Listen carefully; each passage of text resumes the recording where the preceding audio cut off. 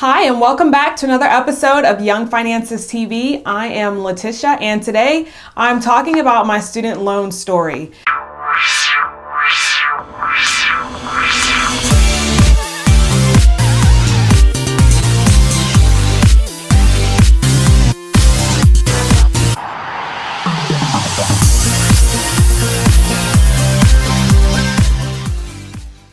Now, I know that I've talked before about my student loans and the amount that I have and my plan to pay them off within 3 years. So if you haven't seen that video yet, make sure that you check it out. I'll leave a link below to that video. But what I've also realized is that I haven't really talked about, how to manage student loans and how I'm managing them and maybe your options as well. So what I want to do first is start with my personal story, and then hopefully I can get into a little bit about some options that you have if you're battling student loans as well. So I took out my first student loans to get my first degree. I got a Spanish degree. So I chose my Spanish degree because I knew that I really enjoyed Spanish. I like learning the language. I love the culture, but I didn't really know what I wanted to do with the degree once I had graduated, but I knew that I needed a degree. So I decided to choose Spanish. I didn't have to take out any student loans for my Spanish degree. I actually chose to take them out because I wanted to do more than what I was doing. I had the Hope Scholarship, which in Georgia allows you to go to school practically for free. At least when I went,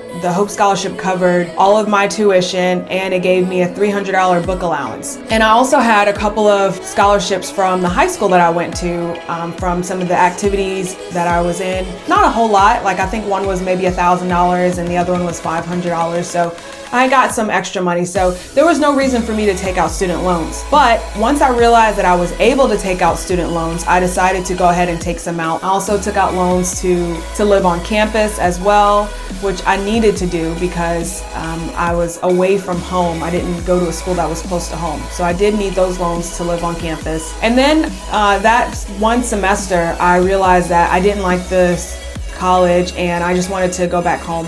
My parents offered me a car if I were to come back home, and I would be able to buy it from them for pretty cheap. There was a college that was much closer to home where I was able to live at home, and so I decided to go to that college instead. I also didn't need student loans because I still had the Hope Scholarship. It had transferred, and so I was still pretty much all set as far as tuition goes. Then I realized that I didn't really want to live at home anymore because, I was getting older. I mean, it's difficult to live at home after you go to college and you experience that time away from home. So I decided that I didn't want to live at home anymore, and I decided to move on campus. That's when I took out more student loans. And so that was over my first degree. So after my first degree, I think I had loans of about $35,000. So not too much, kind of manageable, something that I could handle within, maybe the first couple years of working. After I graduated, I was just working at a women's clothing store, and I also then got a job as an assistant manager at a restaurant.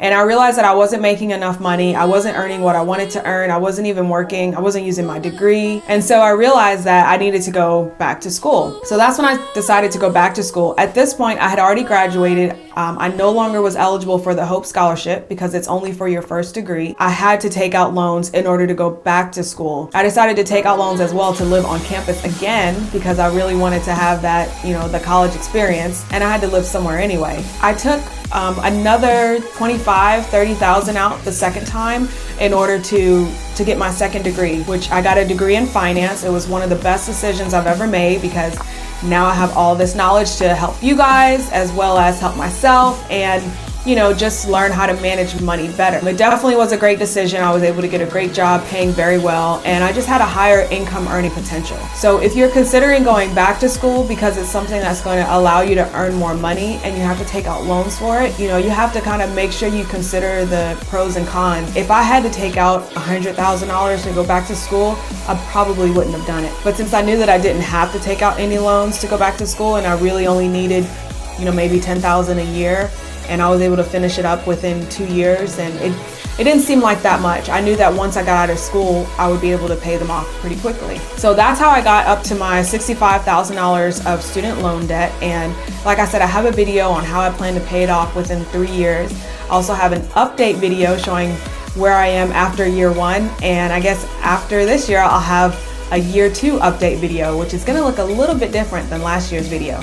So make sure you subscribe so that you'll get updates. And that is my student loan story. But stay tuned because I've got another video coming where I'm going to talk about how I'm managing my student loans now and some options that are available to you if you're having a hard time managing your student loans, as well as a crazy phone call that I had on the phone with my student loan servicer, and I had to give them the business. So make sure you stay tuned and be sure to give this video a thumbs up if you liked it.